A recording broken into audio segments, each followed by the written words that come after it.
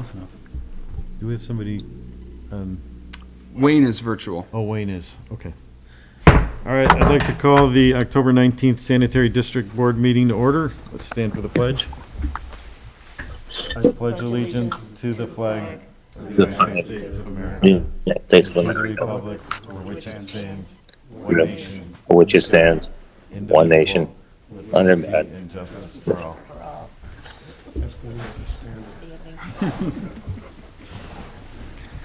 Can we get a roll call? Ken Gambala, Yes.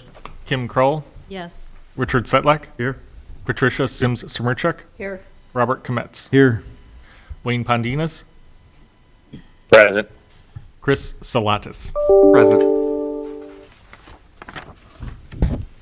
We have a quorum. Moving on to number 4, approval of the minutes. Can we get a motion to approve the September 21st regular meeting minutes? So moved. Second. All those in favor say aye. Aye. Opposed? Abstain. Okay, motion passes. New business, 2022 Sanitary District proposed budget. So this is, I've added this to your agenda or into your packet for your viewing pleasure. This is the budget for next year that the town council is adopting for this particular board. We are doing the same thing for the water board and the town itself. There is a increase of just shy of $50,000 but from 2021 to 2022 sanitary district's budget. I don't know if any of you members were here in the audience for the last meeting. The town is also petitioning for the excess growth levy, which applies to this board as well.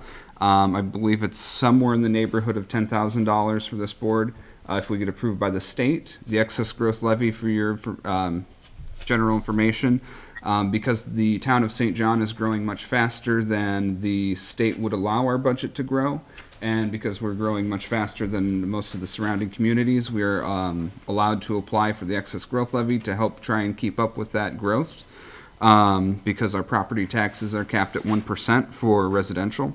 So we are trying to take every tool available to us and use it that the state will allow in order to make sure that we are providing the best services possible to the community. So that's in your packet for you to look through and keep. And Chris, how much was that excess growth levy for us? I don't have the exact number on hand, but it was 1,200? Yeah, that sounds about right. It was around $10,000. So the budget that they're proposing is the 344? Mm-hmm. And then you'll also see the tax rates in there, and kind of goes through all the information. Most of the increases in your budget from this year to next year are largely salary increases. There's some fuel increases as well per the line items, just generally keeping up with inflation and costs that are going up. Okay. So when is the town council going to vote to approve this? They had the first vote last month at their Wednesday meetings, and this will be up for second reading and adoption at their Wednesday meeting next week. Can the state deny our request? The excess growth levy? Yeah. It could. We don't. Historically, do they do that, or? The only reason that they probably would is if it's not warranted. Our financial advisors, Baker Tilly, is one of the probably largest firms in Indiana. They work very closely with the state, so I don't see a reason that they would. They've gone through the numbers for us and made sure that it is warranted. So we expect that it would pass. Okay. But the base budget does not include that levy, that excess. That is included in what you have in there. That is. Yeah. The only thing the state could possibly do would be to cut the overall budget, but we've stayed pretty conservative, so we don't expect that to happen either.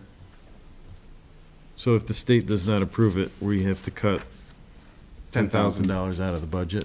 Yeah, Okay. which it wouldn't be terribly hard to do. When would we know their answer? Before the end of the year, we expect. So we approved the excess growth levy on first reading at our last month's meeting. So it will not be up for reading this upcoming week because it's already been approved and sent downstate. All right, thank you. Very nice presentation, too. Thank you.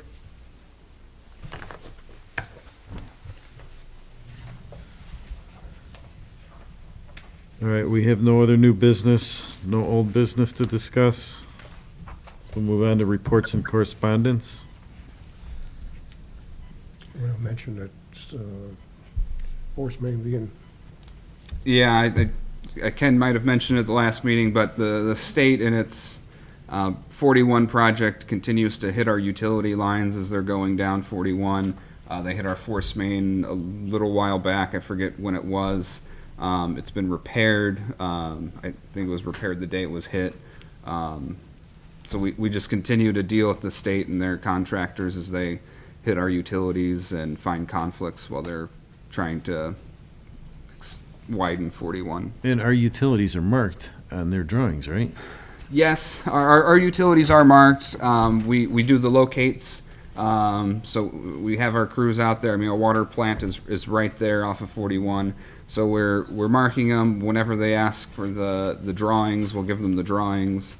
I'm not out there in the field, so I don't know what exactly is going on and why they continually hit our utilities. But I imagine it's probably a very green operator, maybe. That's my best answer. Then they've even potholed, which is when they take a hydro excavator to check an area to see where the water line or sewer line is. under utility, or the treatment plant. Yeah. So we're doing everything we need to do in order to try and make sure that they're not hitting our utilities. And the state's then paying when they hit, right?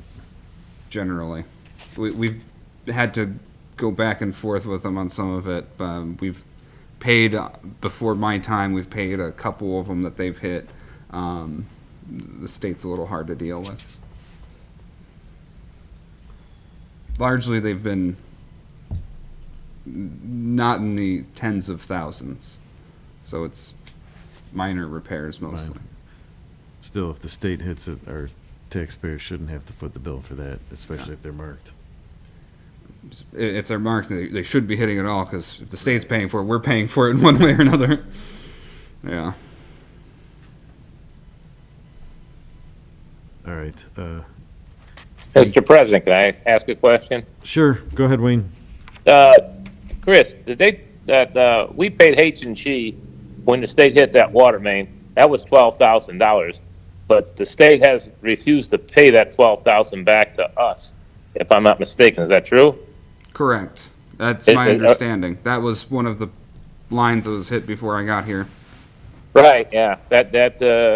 That's just kind of crazy, and I guess we have to get our attorney on that to try and get that money back. But we had to pay the contractor because not fair to let him hang there. H&G did repair that. But it is the same. I think it's the same operator that's hitting all this stuff. Like how Bob said, we shouldn't have to be paying that. And if they ordered the pothole, and a guy who's digging, he's responsible. They need to have somebody in a hole with a probe, and you look for what's in the ground. You know it's there. You have to find it. You don't just start digging and cause a problem. And then, it's the town's fault. You fix it. So I think that's what's happening. It's easy to blame us. It's not coming out of their pocketbook. It's coming out of the taxpayers' pocketbook. And I think Bob made a good comment, and Patty too, about that. We shouldn't have to pay for that. So hopefully we follow up on that.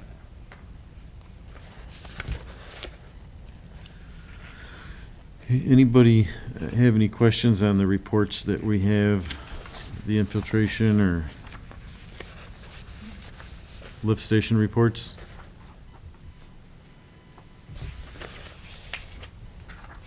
No, other than we appreciate Public Works putting this together. It helps us every month. I agree.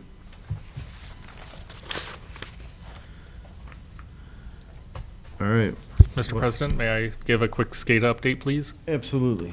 The SCADA system water side is coming along nicely. We'll be starting with the sanitation side in the spring. You may have heard me talk about VFDs in the last meeting. That's a variable frequency drive. It helps lower our electric bill because instead of having a giant on-off, 400 amps a draw, for a pump to come on, and that's a steep payment. So we're going to gradually try to ramp up the pump and ramp it back down. It helps keep things organized on the electricity side. You're not suddenly demanding 400 amps from a service that might already be overloaded. So right now, most of the lift stations do not have variable frequency drives. Lift station 1 does have variable frequency drives. However, it does not have bypasses. So if one of the variable frequency drives dies, that pump is out of service until it is replaced or fixed. We're getting proposals on how to add bypasses to those variable frequency drives so that should the variable frequency drive fail, it'll go back to the old style on-off. Now, as a part of the variable frequency drive program, NIPSCO has a rebate. It depends upon the size of the pumps. So in the lift stations, they are generally smaller than well pumps. I think, generally speaking, between 5 and 25 horsepower for a lift station. Generally speaking, you get $40 to $100 per horsepower of the pump. So if we have 2 pumps in a lift station that are 25 horsepower each, that's 50 times 40, that's, a couple $100 or $2,000 that we'd conceivably get back as to put back into your budget to help offset the cost. Of the variable Frequency drives. frequency drives. Now, obviously, this is going to probably be a very expensive conversion. As part of the water side, the 3 variable frequency drives are $127,000 and change. They're also considerably larger than the pumps that or the drives that you would need in the lift stations. So, hopefully, we'll be able to get a lot more drives for that type of money. We also have to take into account the generators that are at the lift stations to make sure that the harmonics from the variable frequency drive don't destroy the generator, and that the pumps themselves are compatible with a variable frequency, because some pumps will not run at a lower frequency. What's the estimated energy savings from a standard pump to variable frequency? I can't give you an exact answer on that. I'm hoping in the neighborhood of about 10 to 20%, based on some of the figures I've been reading from literature. Mm-hmm. We're not going to know our exact situation because lift stations turn on and off constantly. So instead of maybe going on and off, every 15 minutes, we might just leave them run for an hour at a very low capacity, and that might, lower our electric bill. It might not. It's kind of hard to tell. NIPSCO does like having some control over your equipment. Obviously, that's not going to happen in a lift station or a well, because this way they can, in high peak demands, they can turn off your washing machine, turn off your air conditioning, and that'll save you a little bit of money. That's on the residential side. Commercial, I don't think we're going to be able to participate in anything like that. But we'll be able to better monitor our electrical usage, because we'll be able to hopefully tie into some of these new tools that are out there to monitor electrical usage. We're going to hopefully tie all that into the Scada system as well and have a better picture of what's going on. So what is the big benefit of spending the money? You mentioned $127,000 for 3 pumps. What is the benefit to spending that money? On the water side, it's to lower the electrical demand, especially that big draw at the very beginning, as well as eliminating the water hammer effect, because it'll be a slow ramp up. Everything will be able to get used to the pressures, and then when it's done, it'll have a slow ramp down so the valves can close slowly. Right now, if the pump is running, we have a power failure, you hear a boom because all the pressure is trying to come back, and it closes the valves quickly and damages them in some cases. Will this extend the life of these pumps then? It should. And just for clarification, this was not part of the original SCADA No, this is proposal? This is something new? yes. Okay. And this is completely optional. We do not have to do it. The only reason I mention it is because NIPSCO does offer rebates for it. It would be slightly more cost-effective to do it now as a part of the SCADA system. I have not started examining the sanitary side of the equation. The water side is going to be done first. I believe we're going to be looking at demonstrations of the water side in maybe 3 to 4 weeks. And hopefully in December, start actually installing. Who will be monitoring the electrical usage? We will, correct? Yes. Okay. All right.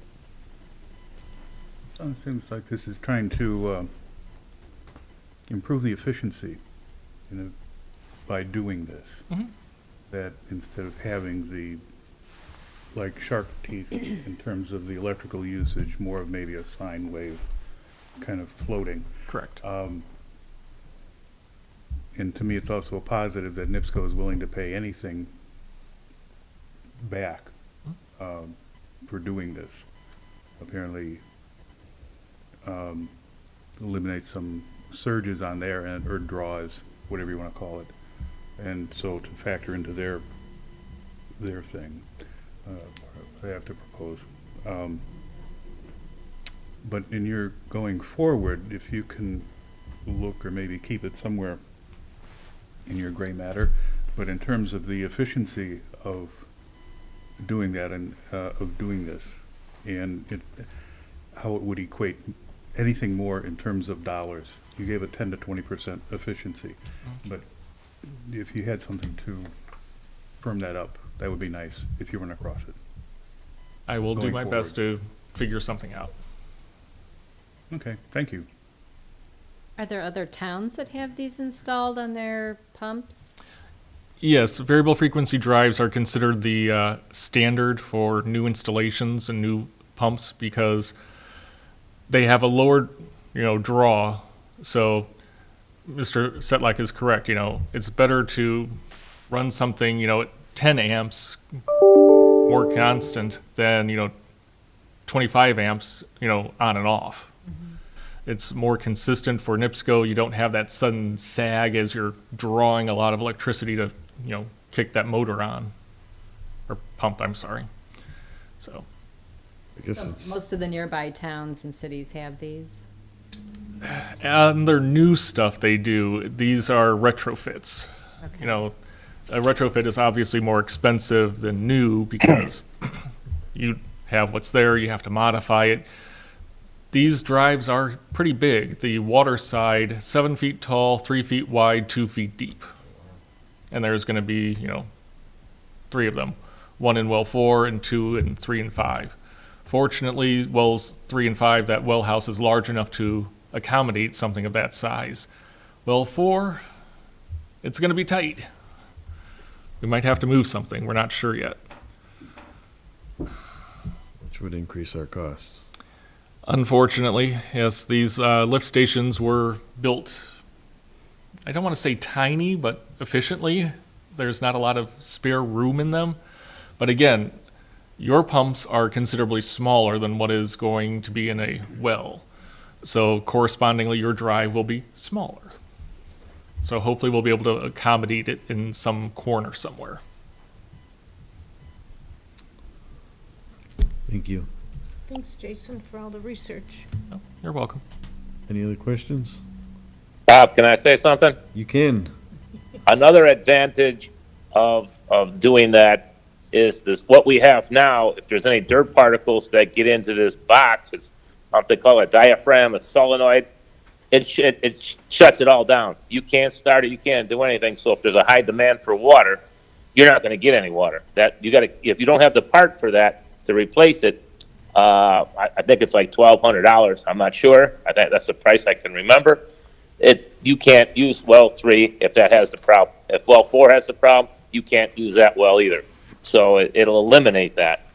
So that's another reason it's good to go with that. If you look at what Jason is talking about, if you could take a picture of it, there's actually wood in this thing, and that's how old this is. It's an old valve. So that's another reason for the importance of it. And if NIPSCO's willing to pay for part of that, that's great. I think it's a good thing to do. But just to give you a little more information on it. Yeah, I agree. If it improves reliability and saves us some money and NIPSCO's willing to pay money towards it, it's something we gotta look at. And it's not hackable, right? Since we're gonna be monitoring it in-house, no Yeah, no, outside agency can.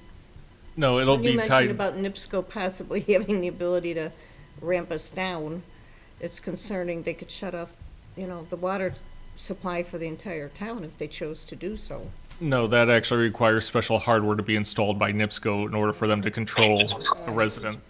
And obviously, that's not going to be installed at any of our wells or water treatment plants there, or lift stations. They're Yeah, and too I'm important sure- to the infrastructure. Yeah, and IDEM, I'm sure would never put up with that, No. so, okay. No, but for those residents that might want to have those savings, NIPSCO does have a wide variety of rebate programs that are available to customers so that they can take advantage of these types of rebate programs if they're willing to subject themselves to NIPSCO's, I don't want to say whims, but to NIPSCO's, I don't want to say demands either, but to the needs of NIPSCO. Thank you. Their control. Well, when we have those 110-degree summer days, changing the air conditioning from 68 degrees to 75 degrees decreases the demand on the grid. And it makes one very crabby. I am sure it does. I'm 75 degrees myself. Actually, they did do that. And I signed up for it. I got a bit of a credit on my monthly bill. Put a little box on there, but they've since stopped it or terminated it, left the box on, everything's still there, but saying they weren't doing it anymore. Apparently they didn't have the the need or desire. That's not just on the residential thing, so I don't know how extensive that was. I liked a little discount. Quite frankly, I saw no real difference in my house with anything. I think once or twice it may have gotten getting to that point is like it's getting uncomfortable.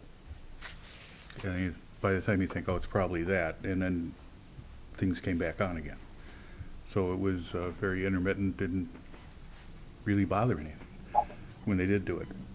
But so there are things all to be explored. Running your washing machine and dryer and your dishwasher at night, saves you energy. It's just like here, running sprinklers early in the morning. All right, anybody else have Everybody any says it's the best time. Yeah. questions or comments? All right, we'll move on to payment of the bills. Entertain a motion for the payment of the APVs for the sanitary district in the amount of $17,472.93. So moved. I will second. All those in favor say aye. Aye. Motion passes. And for the wastewater docket, the only question I had was the legal charges, the BLB lawsuit September.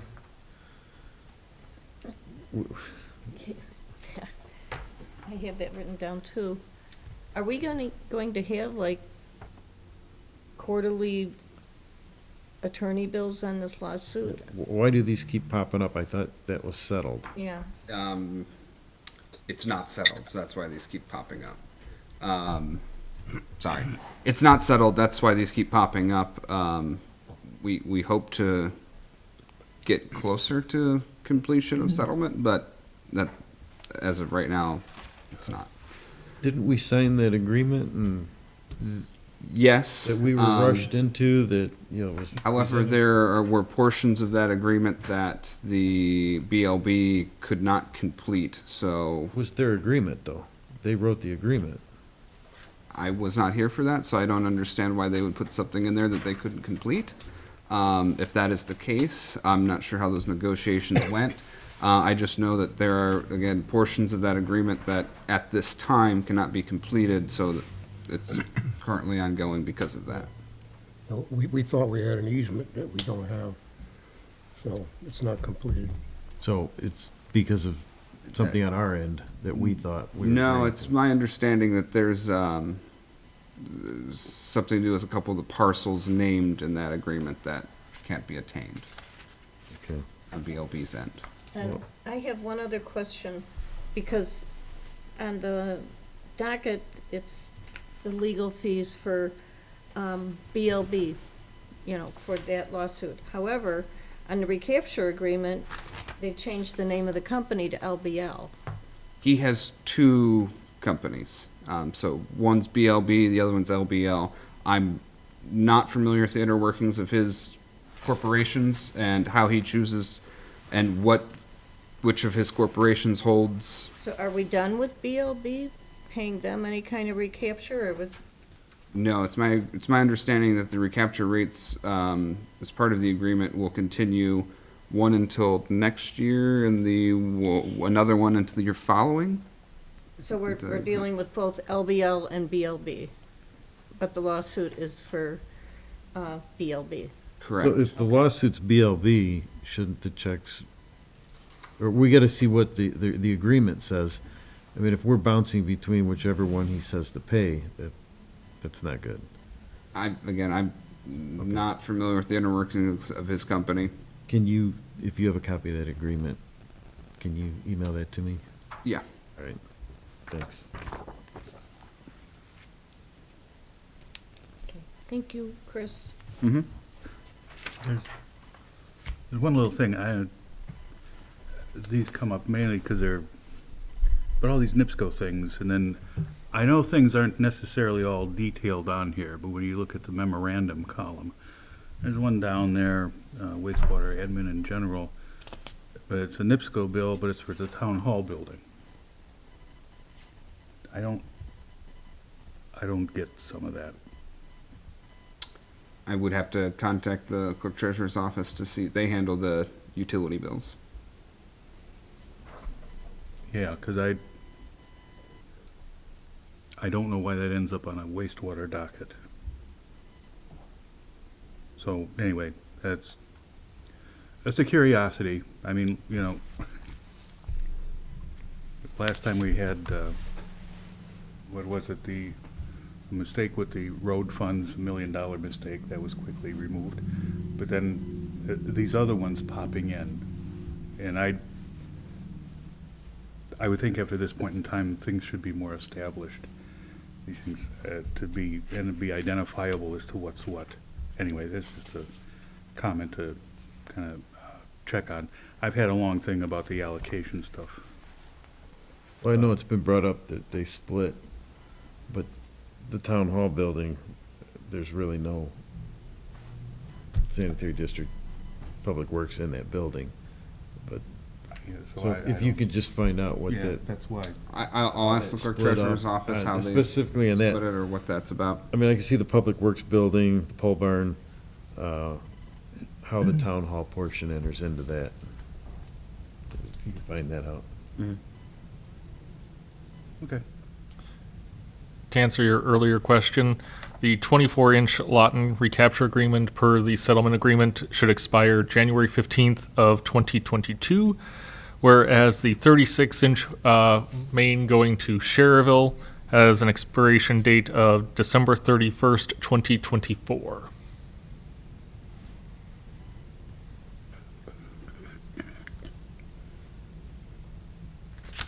Thank Okay, you. thanks. All right, so I'd like to entertain a motion for the payment of the wastewater APVs in the amount of $432,687.78. So move. Second. All those in favor say aye. Aye. Motion passes. Moving on to public comment, being there's no public here to comment,